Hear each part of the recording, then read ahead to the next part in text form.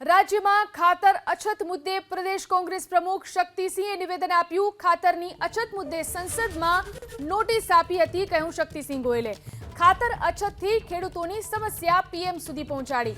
સરકાર ખેડૂતોને નેનો ખરીદવા માટે ફરજ પાડે છે તેવું પણ શક્તિસિંહે જણાવ્યું છે। તો ખાતરની અછત અને તેના કારણે લાંબી ખેડૂતોની જે લાઈનો જોવા મળી રહી છે તેને લઈને કોંગ્રેસ પ્રમુખ શક્તિસિંહે નિવેદન આપ્યું છે। ખાતરની અછત મુદ્દે સંસદમાં નોટિસ આપી હતી તેવું પણ તેમણે જણાવ્યું। આ સાથે જ ખાતર અછતની ખેડૂતોની સમસ્યા પીએમ સુધી પહોંચાડી છે તેવી પણ વાત શક્તિસિંહ ગોયલે કરી છે। સરકાર ખેડૂતો માટે ફરજ પાડે છે તેવો પણ આરોપ તેમણે લગાવ્યો છે। ગુજરાતમાં ખેડૂતોને ખાસ કરીને એનપીકે, ડીપીએ અને યુરિયા આ ખાતરની વારંવાર અછત